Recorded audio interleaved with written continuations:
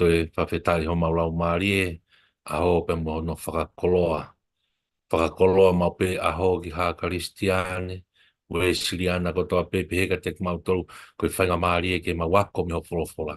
Koe whainga maari e ke mau whanongo mi ho ki ho wholofola. Koe whainga maari e ke mānawa mai a Fiona i ho wholofola. Ai rea whakaofo, ai rea kuwowo. Kene hanga sa auni ho mau lota mo mau lau maari. Kene hanga o i ki mau tolu. E whakatonu tonu ho mau ngahi alunga. Ke tāu pe me whina ngāro a Fiona. Tāu po aki mai ai polo kalama a ho koinu ka māho no wholofola. Ki nau tolu nau whanongo mai me he o pe, whakataunga tonu ai mo ui, mo mau mo ui ke wholofola. E whakatā ho mau lau maari e ke toa e tenga mo ui o e kōsperi. E tōpu pe a fua he mau mo ui, fua he mau whānau, fua he tau tangata ke tau tangata. O hau sia e mo ui tangata mau amanaki ai. Wa whao sisu Christ ka mau whao mo ui. E meni.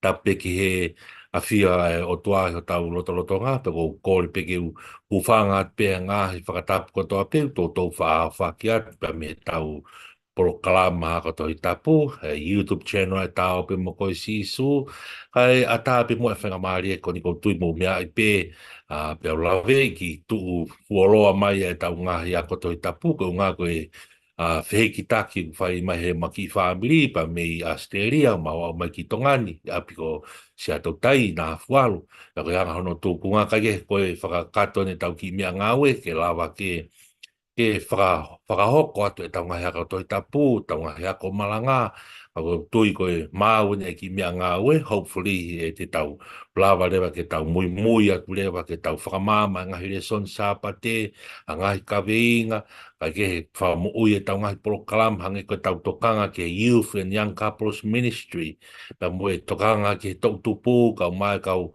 me ngahi polo kalama ke kotoa pe tui tawanga maheni, pia me ki i channel ko ni pa mo tau polo kalama ko ni mea te pu ko no lau ka ki tau tole fo tau whanongo ki ai pa tau amanaki pa whainga maari e li liu mo uia e ki ho tau loto pe mo tau lau maari. O ia ko tai tari fia ki mau tolu kotoa pe mo mea mai heo pe mo tai tari fia ki mau tolu si ngai tamai si ngai whae ku mo tau so tau ngai family mei api mau tolu kau tangata e ki si ngai tamai pa mo e tuhoro aki ngai whatongi a pe mi tō kanga. Ka mai ngai ngāo e anga, si ngai fofonga ngai whae mi whale hanga. Ka mai ngai ngāo e anga whakapure anga. Pe heka teki mou tolu kotoa pe he ako. Pe heka teki mou tolu kotoa pe he utumurina. Tak nau tolu nau whakauri he ngahi lori. Ngai tolu nau whanonga he halau. Nau whanonga mai ke tau polo kalama. O kou tai tari fia koe. Paam koe ki whainga maaria e tau whanonga ki he mo oni e wholofola. Ko tui koe tā puaki ai maa ki tau tolu. Whakamagalohi o tau lau maari e ke whakapapau e tau mo i aho mo i po hopo ala ki e toko tuko mea mau i ngaia ke whakapapau he karistiane. Pa nā mo ki tau tolu si kau e siriana, kau ngā karistiane ko toapi, ke whakapapau e tau mo i he aho ni. Ko tohi nai o tau hingoa he tohi o mo i. Ko tau tau nau i mo nofolangi. Kaya aho te tau fōu he pekia, te tau mau nai ai pure anga o tua. Pafta ko fe hu I a ko fa ambu peke o hui mau pe tau loto mo tau lau mari ta fai pe tau hi lotu fai pe tau lotu fai pe tau ngai ngapa fatong ia kai fa pa pau I e te mo I maman io e fa pa pau I maman ko ma ho kala ni he pure anga e o to kai ke pam ke fai tau a ko to tapo a ni pa me re so ni pe ta ngai re so ni ko speli ngai sa pate tau amanaki kia ko sāpate ne sāpate whae o wafe mā ua whā ko tui mai e kōsperi ko ia te wha loto lahe ka ki tau tau mai ha tau ako naki mō tau teu ke mō malangai lawa peki hulu hulu hala kini kini hano pui pui tua hano ngai vesi hano ngai kaweinga hangai mea ke whate fito ai hano talaki a ngongo lea i ko sisu klaisi. Koe kōsperi hono hiki tohi ko e sione, pa koe hongo fulu mā fitu e wahe, pa koe vesi ono ki he vesi taha hiwa, vesi ono ki he vesi taha hiwa, ko whamu ke lau e fula mā ki tau tolu. Lau ke koe rea iau whakafo, koe rea iau tae hui, koe rea iau mana wa mai e ki, patok whai e pe tau wahe wahe, ko whamu ki hoko hoko te proklama ke lau e fula, ke ongo he ope. Ongo atu ka taha ko toa pika te koe ku ke whanonga, ia ngāwe anga o ke whanongo ma ke tau porokalama, whāu ke whanongo ki he lau ai whorofora. Tok whai e pe tau whakauhinga, tok whai e pe ne whakatau mai ka ki tau toru, tok whai e pe ne whakaloto lahi ka te tau toru, ka koe mea tepu ki tau whanongo ki he whorofora mai a eko si sukalasi, i hene whorofora, ke ne taunga tonu mo tau lotu mo tau lau maari. Ai pe ono whakarea, sone taha fitu, o to ke tahiwa pe ono whakarea. Ko whamahino ho hua wha ki he kakai na ake whaki ki a te au mei mamani. Na e o ou a ki nau toru. Pene ke whaki a ki nau toru ki a te au. Pea ko nau tauhi ho wholawhola. Ko nau iroeni o mea te koe a ngahi mea ko toa pē na ake whaki mai. He koe ngahi rea na ake tuku mai ki a te au. Ko tuku ki a te nau toru. Pea ko nau tari ia. Pea ko nau ilo mo oni na ku hau mihe a whiona. Pea ko nau tui na e whekau mai au he a whiona. O ko whakakore kore e au koe uhi ko ki nau tolu. O ku ikai ko e ku whai koe uhi ko mamani. Ka koe uhi pe ko ki nau tolu ne ke whaki mai. He o ku o ou a ki nau tolu. Ia koe ku ngahi mea ko toa pe o ku a au. Pea ko ho ngahi mea o ku a a. Pea ku whakalangi langi i au i a te ki nau tolu. Pea ku ikai teu kei i mamani. Ka o ku i mamani ai to unga me ane. Ka koe ku aru aku ki hea whiona. E ta mai topu tapu ke tauhi a ki nau tolun i ho huafa. Ai huafa ne ke tuku ki a te au ko hike nau taha o hange ko ki taua. Lolotonga e ku ia te ki nau tolu nā ku tauhi ki nau tolu e au i ho huafa. Ai huafa ku ke tuku mai. Io, nā ku le ohi ki nau tolu. Pea ku ikai more ha nau taha. Ngata pe i hako o mala. Ko hi pe ke whakamo oni ki he tohi tapu. Pea koe ku alu atu eni kia te koe. Pea ko rea pehe i mamani ko hi ke nau mao e ku fie fia ia te nau tolu ko kakato. Kau ko tuk kia te nau tolu ho wholofula. Pea ko mamani na ke whihia kia te nau tolu ko hi o i kai te nau o mamani. O hange o ko hange ko au o i kai te o mamani. O ki kai te pehe ke to'o ki nau tolu mei mamani. Ka ke ta ofi ki nau tolu mihe fili. O ku ikai te nau o mamani o hange ko au o ku ikai te o mamani. Whakataha pui ki nau tolu i he mooni. Koe whawhiwhola a au koe mooni. Hange nā ke whekau au ki mamani, ko au whoki nā whekau ki nau tolu ki mamani.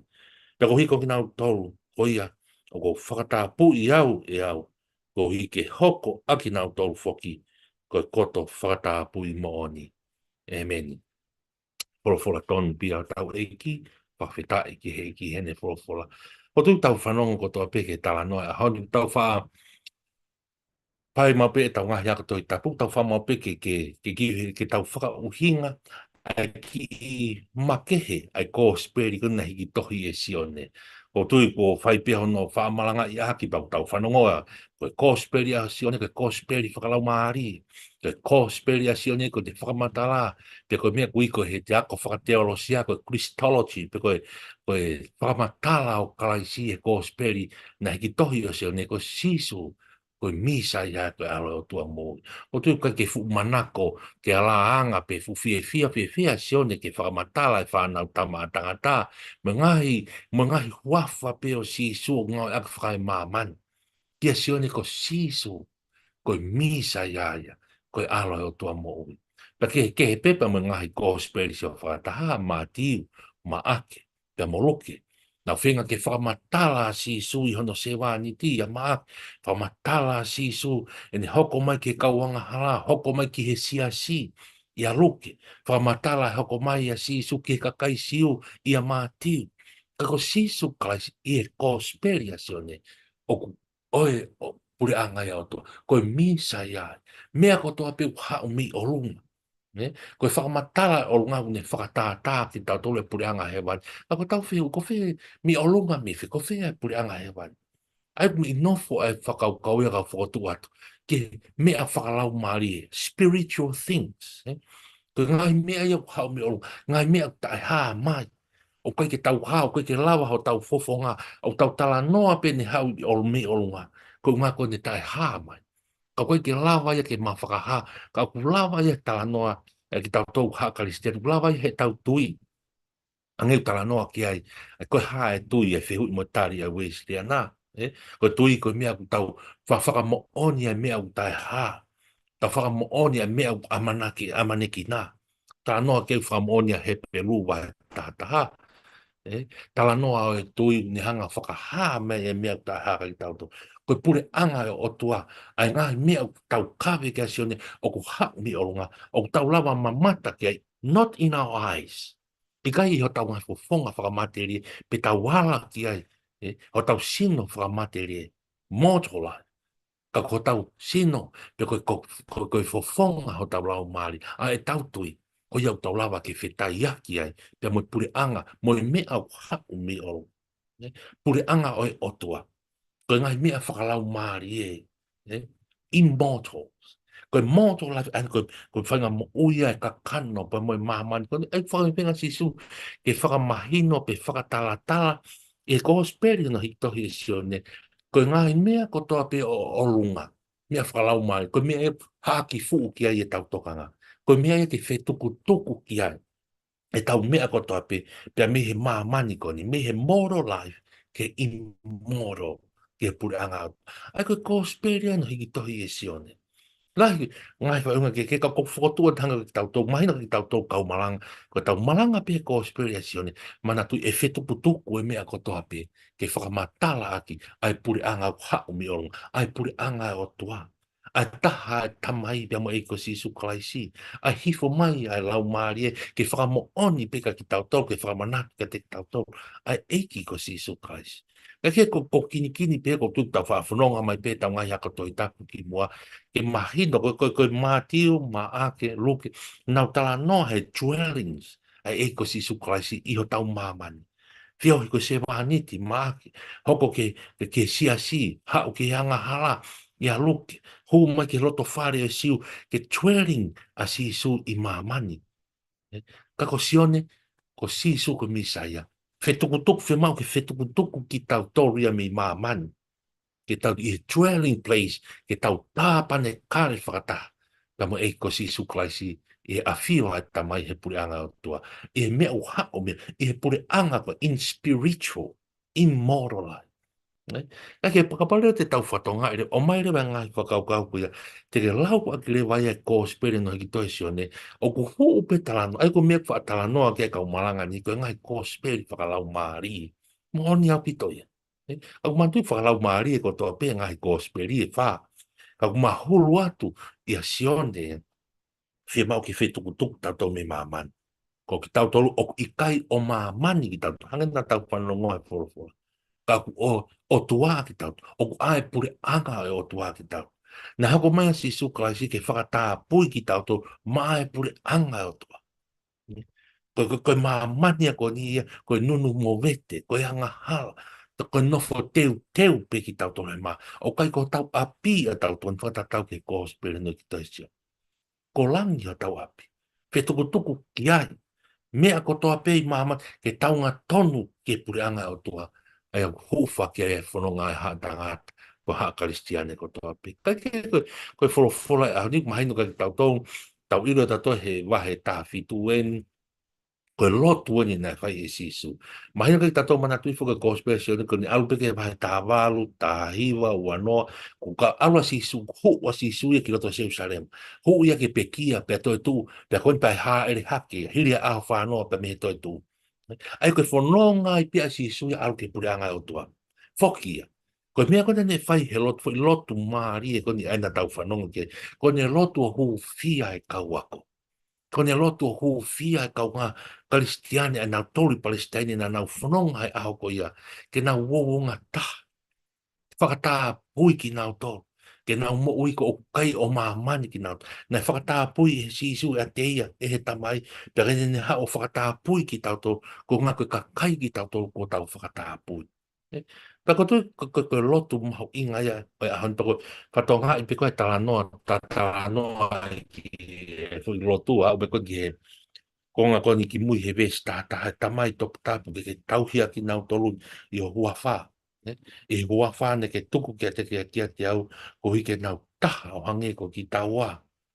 te whakamatala ke he vesta whetu, whakata pui ki nā toka pate te aurifu holau ki hau ke vesi wa taha.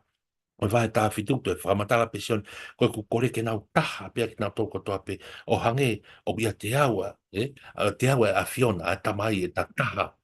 Ai ku nofo e whakaukauia ke whakataha taha, ki tau to ke tau taha, pia uonga taha, ai kaua ko he taimi ha ere haka sisu. E nas whakafuna pia sisu, ko hoko sia pia wāwene a taimi.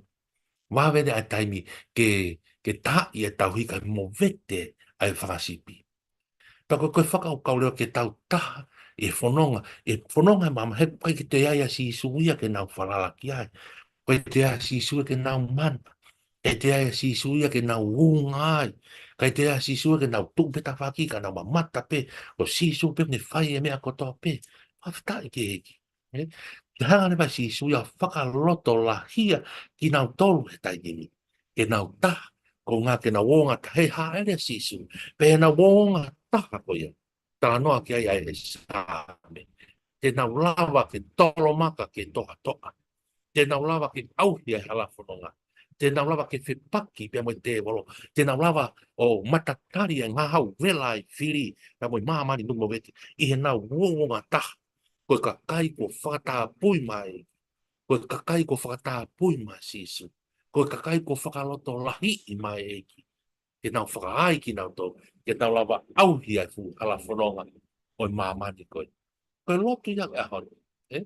Koe mawho mahari e iha pita e lotu mana huwhi, mana tui whakatala noa ko Australia si o ne.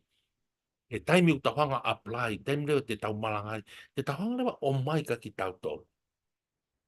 Ka pauna e whakatā pui e si isu e ka kai kau ako ma kau mui mui a ako ia.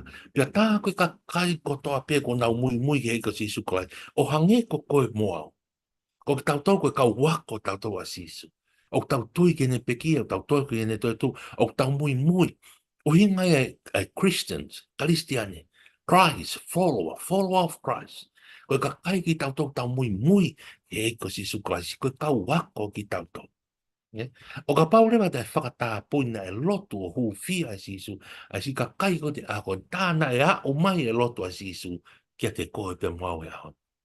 Ke whakatā pui ki tau tau he eko sisu kai, ke tau wawonga taha, ke tau whai taha, ke tau mea taha, ke tā kanga e tau fohe, ke tau nofo mai taha kanga e tau fohe, pa ke tau lawa toku whakatā, e taimi e konga ko kofi, e taimi e konga ko whainga taha, kala noa ke puna ke ko tonu o ku rusa pe kau kaua pe aloi, ka ku e tau toku whakatā, te tau lava ke tolo maka ki a toa toa. Pea te tau tōu whakata, o hanga reo he lau maare maa nyoni o taka ofi a te tau, ko tau reo reo maa whan, ke whakamanatu tau toki eiko si sukalais, pea whakamakalo, tala noa kia puna ke, pea koe mana ia e wheo hi, tupu he ngā ue e lau maare a te tau to, te lava auhi e hala whanonga, o tau whai he maa mani, ko whawheta, tau lau e wholo tau koe tau maa whan, na e lotu pia hu fia ki tau toru heiki. Me he ka wako e aho ko ia. O a o mai ke ahoni, pong ahoni pa na a moi ka hau, a ki nau tolo ku nau mui mui heiki ko siskolai, na whakataha pui e si suki nau tolo. Nya ao te uhaere hake, pekia, lava ngai whatonga pau foki ke nima tō matau e tamai, ko lotu pia hu fia ka kaikoni. Ke nau lotu, pia nau loto lahi, ke nau mea taha, o hange ko taha e tamai pa mo e ko siskolai. Pea tau iwi ia, e ngāu e lau maari ko tau konga, haere a whuka sisu, kai hoko mai a lau maari e maani, ko ia ko tau tāka o fia. Ka loto lahi e tau whanau. Kai ke ko nofo maari e ia, ko tala noa ia e whola, ka pate ki toki hanga ko, veu ki holo e ngahi ve si, he te ngahi ve te, mo te whakau ka, ka ko hono i misi whakaruku fuan te tau to, ko hono lotu pia hu fia ki tau to reiki, ke tau taha, e ngai aho ko ni te tau whanonga. Au nofo lewa whakaukau lewa. Pea tā lewa koe mahafu lewa, i roi whoki he te oro, ai mahafu, pea moe lotu, pea moe huu fia nei whai e kaisi mai karistiane, mai kau a kopa na amo tau tō, te tau mui mui a kaisi, kone mahafu, ke veu ki e tau taha. Ke mahafu a se tane e ngai, ke veu ki tau tō. I hanga e tau nofo, mo e tau whae taha ki he eki. Ko ngā kai lawa ke ni hanga O hofi, whakafo i tui tui a karistiane, o hofi ki tau tō. He une iro whapapau, he nai lotu pe tau mo a sisu ke tau whaita. Tau whatonga i pita toi ahon. Whakatonga i pita toi ahon, e ngahi ma paki paki e sia si. Ngahi tō, hiki hiki kau a. Alu e ngahi ma whai kehe moe. Kai ki te lawa whamatau ke mea i pia lawe i kotoa. Ai whenga e te vore ahon, ke we i ai taha, e tākanga e tau whohe ahon. Fe paki paki e tau ngahi pate he tau aalo, ko ngā ke lawa e he kai ke lawa si o ngā un, kai ke lawa karistiane o ngā un, he kai ke afot ke tākanga e tau whohe, e taime tau alo ai, ai ala wholau e monga a ha karistiane. Kai ko ngā aue ko maari e ko ke whakatokanga, ke tau malanga i e so ke mahafu ai whiri. Mahafu ai te wolong ne whenga ke we i aki e tau taha ahon. E ko ngā ko tau mō vete vete pe, o whaingo fua te wolo ke te lava o keini keina, ke lava o keina ai mo ui a karistian. Kai taimi tau tō whakataha i e siasi. Taimu tau tō whakataha i o makalo, pia whai ai e tau whanonga. O lava ke makalohi, fa fo i tui ki tau tau, i e whiohi ko ngā we siasi. Ko whehu i e tahai o tala mai he whainga, ke te aru ke he lotu, o lava piau ke ulote au i api hanga ton ke ma o piau e i kai. Whata tau ke fōko, ko pau ke tau piki tau tau ke kai, ke he lotu. Tau pau ke tau o tau ke whewhakaloto la, he nā amo e te ki mo ui tō ta, ko te tū tō taha, e lava he te woloi ke mawea kita. Ka ko te tū i a kāinga tōla he nofu e karisia. Ko ka kai o nau whakataha mai ke nau whakamo oni pa mo e ko sikolas. Mana tui ko he toi whakahau tala mai e hifo mai e lami ke ta ane pe mohono siasi. Ko siasi ko haku tau tōru ia. Neonga te tau tū whawhoi tui tui pa e siwi tau taha e tau ngāu. Ka aku makalohi pia whakaloto lahi e tau ngāu. Ko ngā ko tau kau taha e ngāu e siasi o ku ulua ia e ko sikolas. Ipa ko tui aku e whakaloto lahi e ka te tau tōru. Mau inga nofo meri no. Mau inga nofo whekoe koe i. Tau tōru kau whaiwhe kau. Tau tōru kau malanga. Mau inga e mea taha. Whahai taha, ai kai ke whelau lau, mau ke tau taha, he nai lotu e kalaisi. Ke ni hanga whakatata hae ki tau tau, ke manawa e whae. Pa maari e ia he hau ai re soni ko ni hau e sāpa te whae. Pa te wanga whewhere wa wanga whakamatala, ko fuonga taha, ko hange ha wha u taha mai he whae, o pipiki ke manawa mawhana, manawa ofa e whae. Ke he pe, ai mana vai ai tamai te mantu i boi ofa ai tamai o kai ke lava ia whakaha. Ofa koe ai wha e ia. Ni hanga whapipiki ki tau tau ki hono whata mawhana. Ke tau tahai, wōnga tahai, pa te tau malu me hea wha. Malu me he laa. Mo e angi e ngahi matangi taka oi, anga hala e mamani koe. Ko ngā koe mana vai ai wha e. Pau te tak iau ki heiki. Pau tu ko whakatokanga li leibia ka ki tau tolu. Ke meri no ai no foi si asi. Tau me whe koe. Tau whaita. Tau lahi ngai mea distraction ki tau tolu. Tu e si asi koe. Tu e si asi koe. Tu e si asi koe. Tau lahi ngai mea tau more ai o tau taini. We're wasting our time. He whanki i mea si micro things. Whanki mea si beo koe ke. Ao ngā peko koe ke fu ao. Mo mea ko aunga taha mo ue te mini, ai tau tō whakataha o whakato mala koe ka kai ku tau tangi ke whakato mala. Lau kia e tala noa e ko institutone a sea spesiliana. Koe ka kai wesi ana whatatau ke sione wesi. Koe ka kai ku tangi ki he kresi autua. Tangi ke mo, tangi ke whakato mala. Tangi ki whakamore more ai autua. Ke tangi, he koe ngesia, e lotu ngesia e mo ue tata, koe tau tangi. Ke ofa ma me Kristo whawhita. Ko ia tai whaki o tua ia Sisu Kraisio no sino pia mohono tata. Ke whaia ki tau tau. Sino koe mo tata. Ko ia peo tau te mga. Ko ia peo e hala. Pia moi ni moi moi. Wai whoke ngai lau e ahonu tala mai.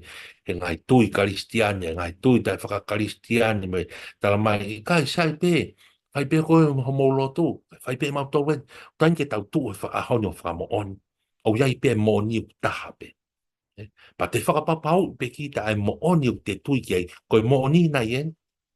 ka whakawhotu atu ka te tautolo ko toape. O ia mo oni o whotu he lotu whakaristian, pe mo i wholofola o tua, tala mai sisu, ko au pe hala, ko au pe mo oni, ko au pe mo ui. Hei kai alu hataha ke tamai, kai alu hataha palofita, kai alu hataha taula eiki, kai te alu hataha i hataha. Ngata pe hei ko sisu Christ. Ko ia pe hala ke tau mau ai mo, ko mo oni ia. O kai ke te hame ko tuku ena kai, ai pe ena ka mo, ai te mau toren ke hepe ke tau lele, i kai. Ke mau ke tau tu i mamano tala e mo oni. Ko mo oni, ko e ko sisu Christ. Tui ki hene pekia, tui ki hene toi tu, tala mai e paula ia loma mai hango fulu. Tui ki ai rea ki hongo tuku whae whatapu, tui ki ai haloto, ke mau koe moui, mau koe pureanga atua. Ko tala noa ia ahon, whakaloto la he putuka ki tauto. Na e lotu pe hu fia he o toa e ko si sukai si ke tau ta pa wonga ta ko ka kai ki tau to whakatapu ka pau ko whakatapui koe pia moau o ta mui mui ki he ko si sukai ta ko ta tau ki tau pia moi pure anga o toa whawhita i ki hei ta honga i ai ta tō haki whaka honga i ai lotu ne hu fia ki tau tole eiki e ne lotu ke tau whanonga e mamani ke tau lawa ke auhia e hala whanonga e mamani koni a ke tau tō whakataha e merino pe moi off whanonga e siasi mo amanaki iai ahoi hoko mai ai tāne whai e taloni hoko mai e tāne tamasi tāne ko eiko si sukalaisi e maa watu ki tau tolu ko ngā koe pure anga atua e kai ke lawa he kau ngā karistiane kau ngā whanonga ke tau toko taha ko hi a mara tau se mau pia ke tumo ho kau ngā whanonga. E ku iai mālo tala mai ka totaha pe toko ua pe toko tau. O ku iai e ko si sukalaisi ke tau ma ki tau tau ka tau mamata pe. Pe tau i kuna ma ki tau tau. E ko si kuna si su ma ki tau tau ke pureanga. Whawhita, polofola ia ahod, whaloto lahi kai te tau tau. Hoko atua e whai e tau ngai whatongia, ngai ngā whaki tau so tau ngai api, ngai ngā whakoto api me he pureanga. A ki tau tau, ngahi feitu ko toa pia ke whanongo me ai, otu murina, ngai ngawe anga, hoko atu e tau ngai ngawe, whapapau e te moui. Tō whataha ia ngawe siasi, tō whataha ia merin, whai ia ngai ngawe ko to, mea lere, fua ngai kawenga, koe lotu, wai piha no tau i lot. Mea lere, ka koe koe me, mana tui mau pia, ka koe koe me a i. Na te fu toho whamama, whake pete te maa wai puri anga o toa i kai. O mai puri anga o toa te tui ke heiko si suplaisi, ke ne pekia mo te tū, whatomala. Awhi me te kovi, ka koe ngai mea le leipe, whai e tau i lotu, whai e ngai ngā whawhatongia ko toa pe, whai e tau ngai nofo i siasi, ka koe mahu inga taha, o e tau kautaha i siasi. Ko ka kai ko whakatomala, ko ka kai ko tui ke ne pekia mo te tū, ko ka kai ki tau toko tau tau, i e eiko si suklaisi, ka moi mau ai puri anga o tua.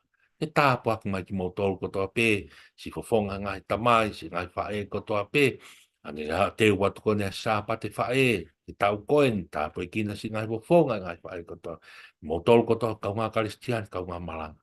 Tau hoko atu e tau tuo talaki e mooni, talaki e wholofola e ko si suklaisi, tau tuo whakataha tau aho, kai ke lawa e te wolo mawea ki tau tō, ko ngā koe, ngai ke ngata he tau tuo whakataha, ko ke ka kai ki tau tō kua whakataha pui he eiki, taku no oloto ia te tau tō le lau maare māno, whakaivia ki tau tō he koe suklaisi, tau tolomaka ke toha toa, a whapapau e tohi o tau noa, i e tohi o moui. O tō maafi whawhitai i mau wholofola, ko ki wholofola tōn kia te ki mau tō. Ko ki hanga whakaloto lahi ki mau tō koe whaungai, ke mau lawa auhi he maamani ko ni mau whanongai. Tā mani koe mau whipaki ko ni mau tau pa mo ka kano mo se tane mo ka kan, ka koe lau maari, koe risione, koe konga kau, pa ko pau ke mau tū whakataha. Ka mau iwi ia he ngāwea e ko si supraisi, iho tā taa mo sin, ke mau lawa auhi a merino mo i whaita, ka kai ko whakatapui a whion, he na ke lotu o whakatapui ki mautou, ke maulawa au he maman ko ni pa mawiku atu ki e tāni tina. Tāpui kina ki mautou, si ngai tamai, si ngai a whae, tāpui kina ki nautou me prisonena, tāpui kina ki nautou whare mahakina, si ngai whamiri hoko toto ai hangai mamaha, more hangai o whaanga. e ke tāpe ki na pa whakanonga pa whawhia mai. Si kau tōre ke re kau na whanonga mai mi apina na toko tope he moe ngā e tāpe ki na si kau ngā oe ko tope he otumurina kau whakauri he hala e whakatāpe ki na pa whaka half ki na tore hala whanonga ko tope ngā oe anga ngā factories ngā oe anga ko whakahalf ki mautou e mafi a whiona. Whakatāpui pe mua e ki mautou pa whakatahataha i ki mautou ke siasi o kalaisi, siasi tapu mo taha pe ko ia, e ka kai mautui ke pe kia pa mo te tu e a whiona. Mangalohi e mautui, pa whai ai mauwhanonga ke mawike mo i tā ngata. Wafa maano na si su Christ ka ko mau whakamo ui. E meni. Mahalo pito mo mea mai, mo mea.